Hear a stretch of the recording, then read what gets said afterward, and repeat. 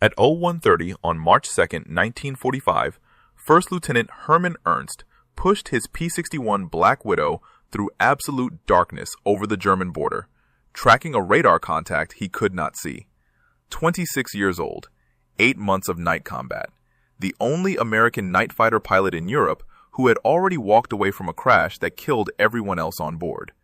Behind him, his radar operator, Lieutenant Edward Kopsel, watched the green sweep of the SCR-720 radar scope.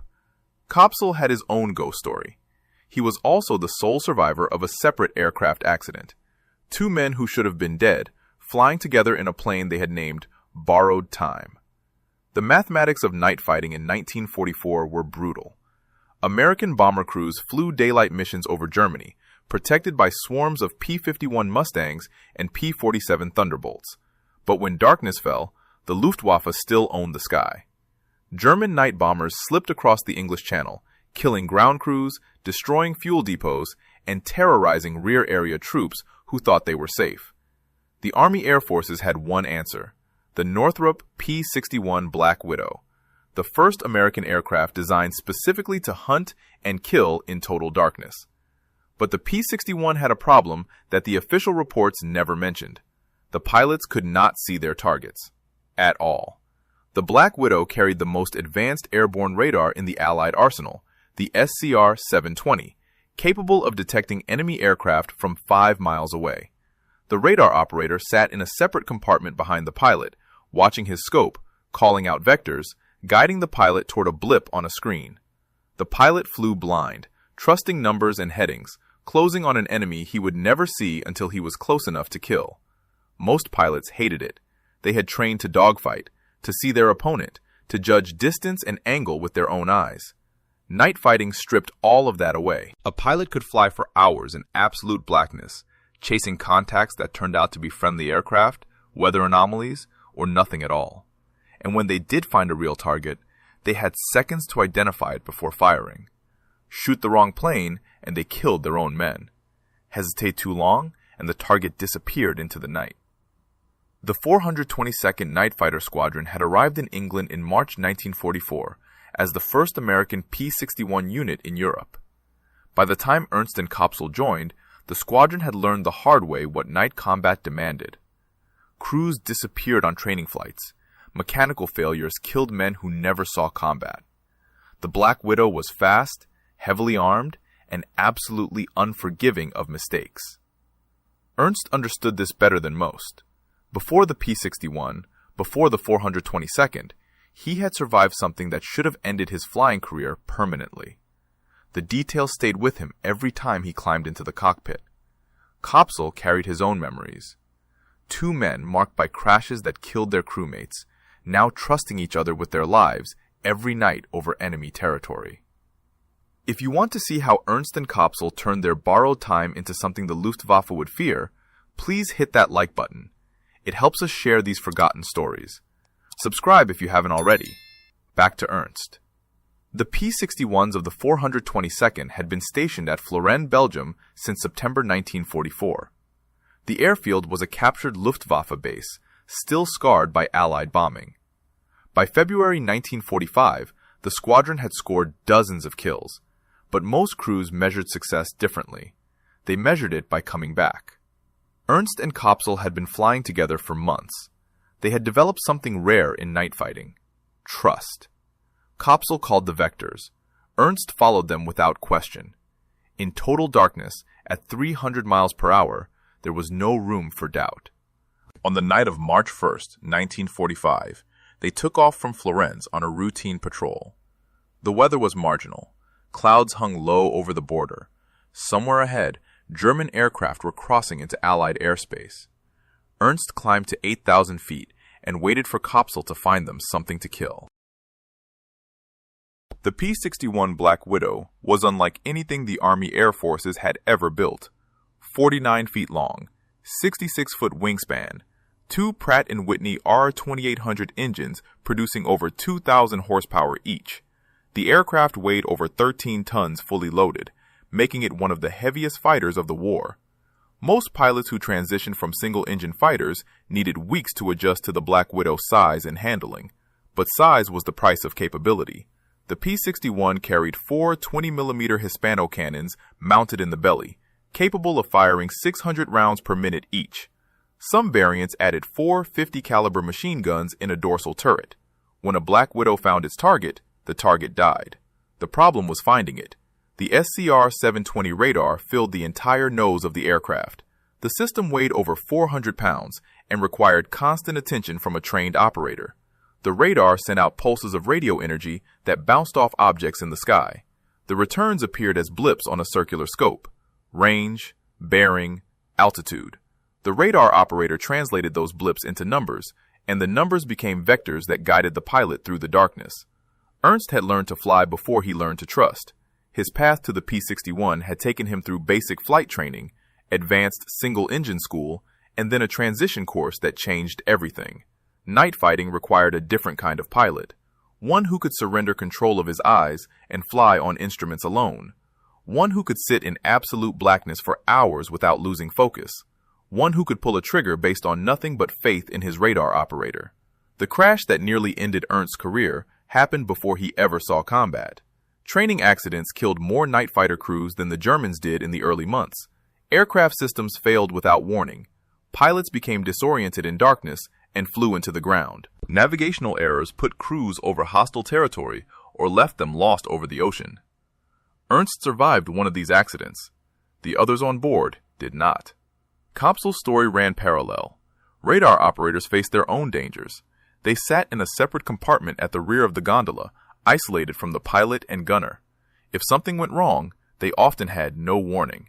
Kopsel had been in an aircraft that went down. He walked away. His crewmates did not. The two men met at the 422nd Night Fighter Squadron and discovered they shared more than a military occupational specialty. They shared the experience of surviving when others died. In a squadron where superstition ran deep, where crews painted lucky symbols on their aircraft and carried talismans into combat, Ernst and Kopsel made a different choice. They named their P-61 Borrowed Time. Not as a joke, as an acknowledgement. They were flying on time that should have belonged to dead men. Their partnership worked because neither man questioned the other. Kopsel did not second-guess Ernst's flying. Ernst did not second-guess Kopsel's radar calls. In night combat, hesitation killed. A contact could appear and disappear in seconds. A pilot who demanded visual confirmation before committing to an attack would lose his target every time. Ernst committed. When Kopsel said turn, Ernst turned. When Kopsel said climb, Ernst climbed. When Kopsel said the target was 500 yards ahead, Ernst armed his cannons and prepared to fire at empty darkness. By July 1944, the 422nd was operational over the English Channel. The Germans had launched their V-1 campaign against England, sending pilotless flying bombs across the water at 350 miles per hour. The V-1s flew low and fast, difficult targets for conventional fighters, but the P-61's radar could track them in any weather, at any hour. On the night of July 16th, Ernst and Kopsel received a vector to intercept an inbound V-1. Ernst pushed the throttles forward and dove from 5,000 feet, following Kopsel's directions. The radar showed the target clearly. Range closing, 500 yards. 400. 300. Ernst could see nothing. Then a flicker of orange exhaust appeared in the blackness ahead. The V-1's pulse jet engine, burning fuel as it carried a 1-ton warhead toward London. Ernst squeezed the trigger. The 4 20mm cannons roared. The V-1 exploded in a fireball that lit the channel for miles. The first P-61 kill in the European theater. Ernst and Kopsel had proven what borrowed time could do, but flying bombs were not fighters. The real test was still coming. The war in Europe changed on June 6, 1944. Allied forces stormed the beaches of Normandy, and within weeks, the 422nd Night Fighter Squadron moved from England to France. The new base at Maupertuis sat on the Cherbourg Peninsula, close enough to the front lines that crews could hear artillery rumbling in the distance. Night fighting over France was different from hunting V-1s over the Channel. The flying bombs followed predictable trajectories. They did not maneuver, they did not shoot back. German pilots did both. The Luftwaffe had shifted tactics after D-Day. Daylight operations over France meant certain death with Allied fighters controlling the skies. But at night, German bombers and intruders still slipped through. They attacked supply convoys, bombed airfields, and strafed troop columns moving toward the front. The 422nd existed to stop them. Ernst and Kopsel flew their first combat mission against piloted aircraft in mid-August. The ground-controlled intercept station, call sign Nuthouse, vectored them toward a contact moving west at 8,000 feet. Kopsel picked up the target on radar at 4 miles. Ernst turned to intercept. The problem with night interception was identification. Regulations required positive visual identification before firing. The sky over France was filled with Allied aircraft. Bombers returning from missions, transport planes hauling supplies, fighters on patrol. Shooting down a friendly aircraft meant court-martial and the deaths of men on your own side. But German aircraft looked similar to Allied types at night. A twin-engine silhouette could be a Junkers Ju-88 or a British Mosquito. A single-engine contact could be a Focke-Wulf or a P-47. Ernst closed to 600 yards. Kopsel called the range. 500. 400. Ernst still saw nothing but blackness. Then a shape materialized against the slightly lighter horizon. Twin engines, twin tails. The silhouette matched nothing in the Allied inventory. Ernst fired a 2-second burst. The 20mm shells tore into the target's left engine. The aircraft rolled, trailing fire, and dove toward the ground. Ernst followed it down, watching until it exploded in a French field. The debrief confirmed the kill. A Heinkel HE-111, probably returning from a nuisance raid on Allied positions. Ernst and Kopsel had their first manned aircraft victory.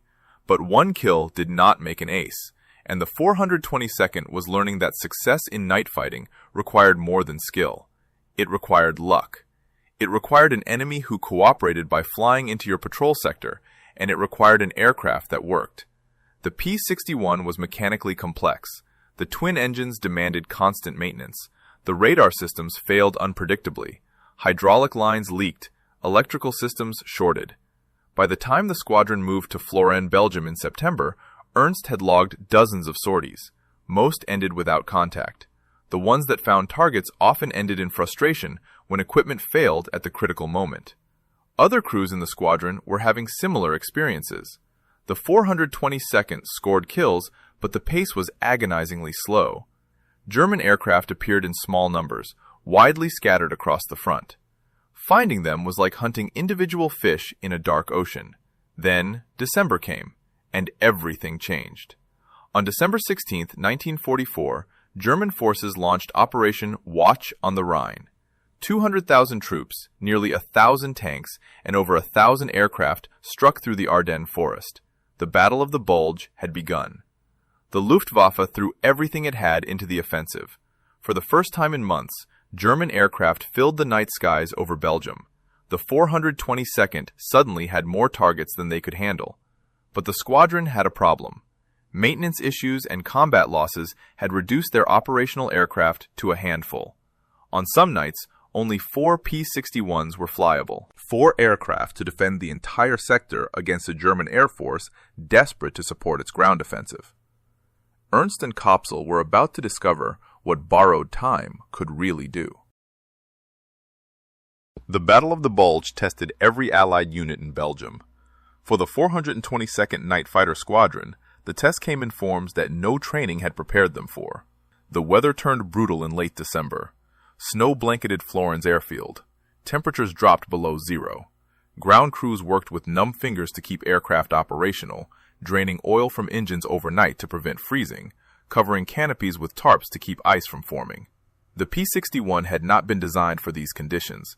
Neither had the men who flew and maintained it. But the Germans kept coming. Luftwaffe bombers struck Allied positions every night, supporting the ground offensive that had punched a massive bulge into American lines. German night intruders attacked supply routes. Transport aircraft dropped paratroopers behind Allied positions. The sky over Belgium had become a battlefield. On the night of December 26th, the 422nd launched every aircraft they could get into the air. Ground-controlled intercept stations tracked multiple German contacts crossing the lines. Ernst and Kopsel were airborne by midnight, climbing through broken clouds toward their patrol sector. The radar scope showed activity everywhere. Copsel sorted through the contacts, identifying tracks, estimating headings. Most were too far away or moving in the wrong direction. Then he found one. A single aircraft, heading west at 6,000 feet, 30 miles northeast of Florence. Ernst turned to intercept. The P-61 closed the distance at nearly 5 miles per minute. Copsel called the range. 4 miles. 3. 2. The contact held steady, unaware of the Black Widow dropping in behind it. At 800 yards, Ernst caught a glimpse of exhaust flame.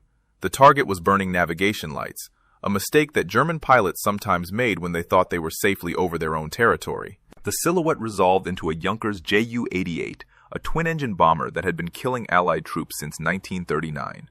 Ernst fired. The Ju-88 staggered under the impact of 20mm shells, rolled inverted, and dove into the clouds. Ernst followed it down until Copsel confirmed the explosion on the ground. That same night, other 422nd crews scored 4 additional victories. 5 German aircraft destroyed in a single night, more than the squadron sometimes claimed in an entire month. The Battle of the Bulge had given them what months of routine patrols could not: targets. But the intensive operations came at a cost. Aircraft broke down faster than crews could repair them. Pilots flew back-to-back missions, landing at dawn only to take off again the next evening. Exhaustion accumulated. Mistakes crept in. One crew was shot down by friendly anti-aircraft fire. Another crashed on landing after hydraulic failure. By mid-January, the German offensive had stalled. Allied counterattacks pushed the Bulge back toward the German border. The Luftwaffe, running short of fuel and pilots, reduced its night operations. For the 422nd, the sudden abundance of targets dried up almost overnight. January and February brought long, empty patrols. Ernst and Copsel flew mission after mission, returning without contacts. The radar scope showed nothing but weather and friendly aircraft. The Germans had learned to avoid the sectors where American night fighters patrolled. When they did fly, they stayed low, hugging the terrain where radar had difficulty tracking them. The squadron's kill count stalled. Weeks passed without a single victory. Pilots who had tasted success during the Bulge grew frustrated with the return to hunting ghosts. Then March arrived, and with it, a change in German tactics. Allied intelligence reported increased Luftwaffe activity along the Rhine. The Germans were repositioning aircraft, preparing for something. Night reconnaissance flights detected unusual movements at airfields deep in Germany. On the evening of March 1st, Ernst and Copsel received orders for a patrol over the German border. Nuthouse reported multiple unidentified contacts in their sector. Something was happening. After 2 months of empty skies, the targets were coming back. Ernst climbed borrowed time into the darkness. He had no way of knowing that the next 8 hours would make him and Copsel the highest-scoring American night fighter crew in Europe. The night of March 1st began like dozens of others. Ernst and Copsel lifted off from Florence at 2200 hours, climbing through scattered clouds toward their assigned patrol sector east of Liège. The weather was marginal, but flyable. Broken overcast at 8,000 feet, visibility beneath the clouds around 5 miles. Good enough for hunting. Copsel powered up the SCR-720 and began scanning. The radar swept the darkness ahead, painting returns on the scope. Most were ground clutter, the confused echoes from terrain features that made low-altitude tracking difficult. But somewhere in that electronic noise, German aircraft were moving. The first hour passed without contact. Ernst flew a racetrack pattern at 7,000 feet, waiting for Nuthouse to vector them toward a target. The ground-controlled intercept station had larger, more powerful radar than the P-61 carried. They could see aircraft from 50 miles away, tracking movements across the entire sector. When they found something worth chasing, they would call. At 23:15, Nuthouse reported a contact. Single aircraft heading west at 4,000 feet, approximately 20 miles northeast of their position. Ernst turned to intercept. The chase lasted 12 minutes. Copsel tracked the contact on radar, calling corrections as Ernst maneuvered for position. The range closed steadily. 8 miles, 6, 4. Then the contact dove toward the deck and disappeared into ground clutter. Ernst descended, searching, but the German pilot had escaped into the terrain, masking that radar could not penetrate. They climbed back to altitude and resumed patrol. 15 minutes later, Nuthouse called another vector. This contact was faster, heading southwest at high speed. Ernst pushed the throttles to maximum power and gave chase. The P-61 could reach nearly 370 miles per hour in level flight, fast enough to catch most German aircraft. But this target stayed ahead of them, gradually pulling away until it crossed into another sector and Nuthouse handed it off to a different unit. 2 chases, 0 results. The frustration was familiar. Then the anti-aircraft guns found them. Allied gunners were nervous in early 1945. German aircraft had attacked rear areas throughout the winter. Trigger fingers stayed tight. Any aircraft flying at night over the front lines risked being engaged by friendly fire, regardless of identification friend or foe transponders. Ernst saw the tracers rising from below before he heard Kopsel's warning. Orange lines of 40mm fire arced through the darkness, searching for borrowed time silhouette. Ernst rolled hard, diving away from the barrage. Shrapnel rattled against the fuselage. The P-61 shuddered, but kept flying. Damage report from Kopsel. Minor hits. Nothing critical. But the flak had driven them off their patrol line and into a gap between sectors. Ernst decided to use it. He flew east, toward German territory, where the Allied gunners could not reach. If the Luftwaffe was flying tonight, they would have to cross this airspace eventually. The gamble paid off 40 minutes later. Nuthouse called at 0110 on March 2nd. Their radar showed multiple contacts near the German border. The station was flooded with tracks, more activity than they had seen in weeks. Something was happening. The Luftwaffe was flying in strength. Nuthouse assigned Ernst and Kopsel a target. Single aircraft, heading west at 6,000 feet, 12 miles east of their position. Ernst turned to intercept. Kopsel locked the radar. This time, the contact did not run. The German pilot held his course, unaware of the Black Widow dropping in behind him.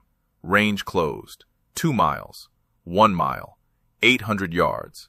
Ernst strained to see through the darkness. At 500 yards, the exhaust flames appeared. Twin engines, mounted on a long fuselage with a distinctive twin-boom tail. Kopsel recognized the shape immediately from recognition training. Messerschmitt Bf-110. A German night fighter, probably hunting the same airspace Ernst and Kopsel were defending. Hunter had become prey. Ernst closed to 400 yards. The Messerschmitt Bf-110 flew straight and level, its crew scanning the darkness ahead for Allied bombers. They never looked behind. German night fighters relied on ground radar to warn them of threats. On this night, that warning never came. Ernst aligned his gun sight with the Bf-110 center fuselage and squeezed the trigger. The 4 20mm cannons fired in unison, sending a stream of high-explosive shells into the German aircraft. Pieces flew off the fuselage. The left engine erupted in flame. The Bf-110 rolled hard, diving toward the clouds below. Ernst followed, firing short bursts as the German pilot twisted and turned, trying to shake the Black Widow.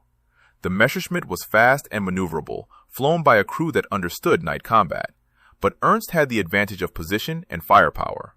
At 3,000 feet, the Bf-110 disappeared into the cloud layer. Ernst dove after it, Kopsel calling altitude as the P-61 plunged through the gray murk. They broke out beneath the clouds at 1,500 feet. The German aircraft was gone. Kopsel searched with the radar. Nothing. The Bf-110 had either escaped into the terrain clutter or crashed somewhere in the darkness below. Without visual confirmation of destruction, the kill would be recorded as a probable. Ernst pulled up and climbed back toward patrol altitude. The encounter had lasted less than 3 minutes, but the night was far from over. At 0150, Nuthouse vectored them toward a new contact. This one was different. Slow. Heading west at barely 150 miles per hour. The airspeed suggested a transport aircraft or possibly a bomber flying at reduced power to conserve fuel. Ernst intercepted from above and behind. Kopsel tracked the target through descent, calling corrections as Ernst positioned for the shot. At 600 yards, the shape materialized against the darker ground below. It was not a bomber. The silhouette showed a single engine, fixed landing gear, and the distinctive inverted gull wings of a Junkers Ju-87 Stuka.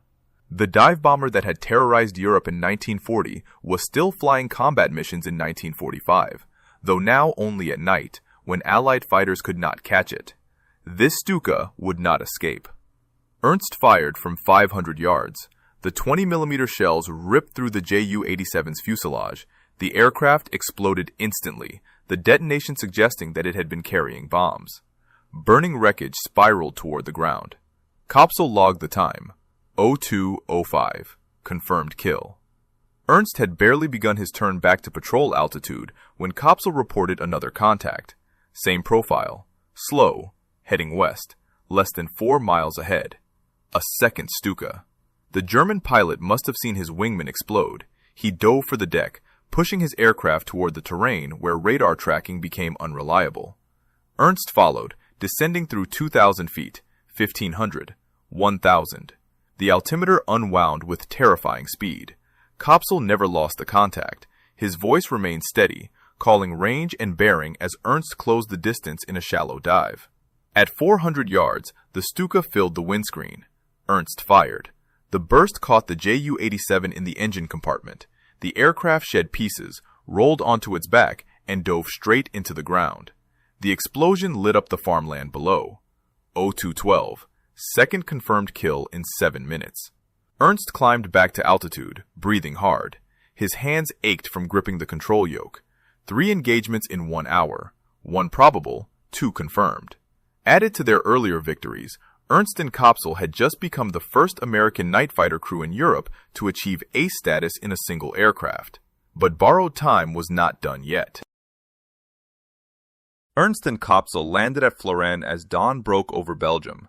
The ground crew counted the holes in borrowed time's fuselage. Flak damage from the earlier encounter with friendly anti-aircraft fire. Nothing that would ground the aircraft for more than a day. The debriefing took 3 hours. Intelligence officers documented every engagement, every vector, every round fired. The Bf-110 was recorded as damaged, possibly destroyed. The 2 Ju-87s were confirmed kills based on observed explosions. In a single night, Ernst and Kopsel had doubled their total score. Their combined record now stood at 5 confirmed aircraft destroyed, plus 1 V-1 flying bomb. 6 total victories. The number that defined an ace in the American system applied to the entire crew, not just the pilot. Ernst and Kopsel had achieved it together, their names permanently linked in squadron records. But the significance of March 1st and 2nd extended beyond personal achievement.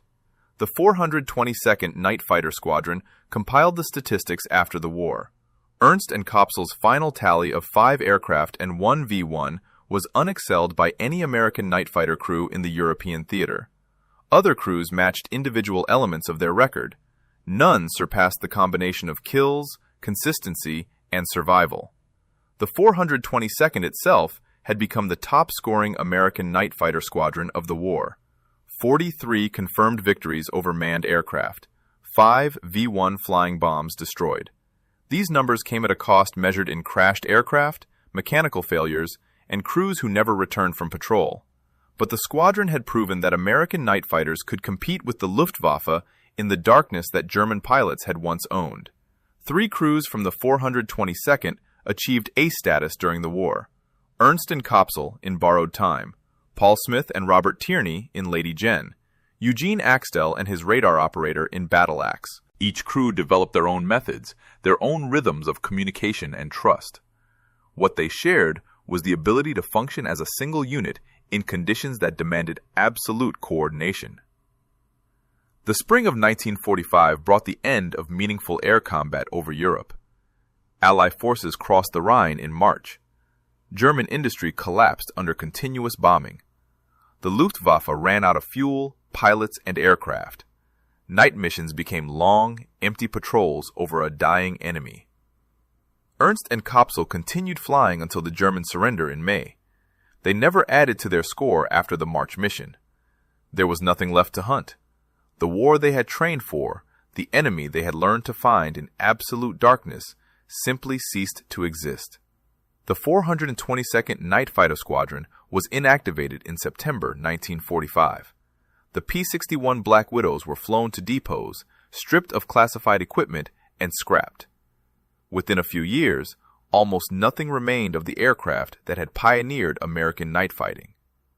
Ernst's post-war path took a different direction than most combat pilots. He remained in aviation, transitioning to the reserve forces while building a civilian career in sound and communications technology. The skills he had developed flying on instruments, trusting equipment he could not see, translated into a different kind of technical work. Kopsel returned to civilian life as well. The partnership that had made them aces dissolved into peacetime routines. Two men who had trusted each other with their lives in absolute darkness went their separate ways. But the name they had chosen for their aircraft followed them. Borrowed Time had been more than dark humor or superstition. It had been a statement about how they understood their own survival. What that borrowed time ultimately meant would only become clear decades later. Herman Ernst lived for another 6 decades after the war ended. He retired from the Tennessee Air National Guard as a lieutenant colonel, having served his country in uniform for longer than most Americans knew the P-61 had ever existed. His civilian career in sound and communications technology kept him connected to the technical world that had defined night fighting. He remained an active pilot into his later years, still flying when most men his age had long since stopped. The gathering of Eagles Foundation inducted Ernst into their Hall of Honor, recognizing his achievements alongside other distinguished aviators. The citation mentioned the statistics: 5 aircraft and 1 V-1 destroyed, ace status, top-scoring American night fighter crew in Europe. But statistics could not capture what Ernst and Kopsel had actually done. They had learned to fight blind. They had developed a partnership built on absolute trust in conditions that destroyed lesser crews. They had named their aircraft after the death that should have claimed them both, and then flown that borrowed time into history. Edward Kopsel's post-war life left fewer traces in the official record. Radar operators rarely received the recognition given to pilots, despite sharing equal danger and requiring equal skill. Kopsel had guided Ernst through every intercept, every engagement, every kill. Without his voice in the darkness, calling vectors and ranges, Ernst would have been just another pilot flying empty patrols over Europe. The partnership they formed represented something the Army Air Forces had struggled to create throughout the war. Night fighting demanded a different kind of combat teamwork, not the formation flying of bomber crews or the wingman tactics of day fighters. Something more intimate. 2 men sealed in separate compartments, connected only by intercom, trusting each other completely while hunting enemies they could not see. The P-61 Black Widow that made this partnership possible has nearly vanished from history. Of the 742 aircraft built, only 4 complete airframes survive today. The National Air and Space Museum holds one. The Beijing Aviation Museum has another, captured from nationalist Chinese forces after the war. 2 more exist in various states of restoration. Borrowed Time itself did not survive. Like most combat aircraft, it was scrapped after the war, reduced to aluminum ingots that became refrigerators and automobile parts.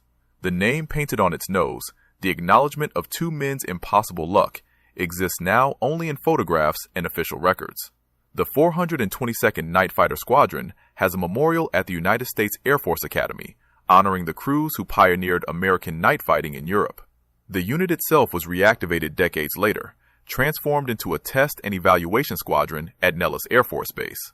Modern pilots flying modern aircraft carry the lineage of men who hunted in absolute darkness with radar scopes and 20mm cannons. What Ernst and Kopsel proved in the skies over Belgium and Germany still matters. They demonstrated that technology could extend human capability into environments where human senses failed. That trust between crew members could substitute for visibility. That men who should have died could choose to fly again, naming their borrowed time and making it count. The night sky over Europe is quiet now. The airfields at Florens and Maupertus serve different purposes. The war that created the need for night fighters ended 80 years ago, but somewhere in the archives, the records survive. Patrol reports, debriefing transcripts, victory credits. The paper trail of 2 men who flew into darkness and came back with kills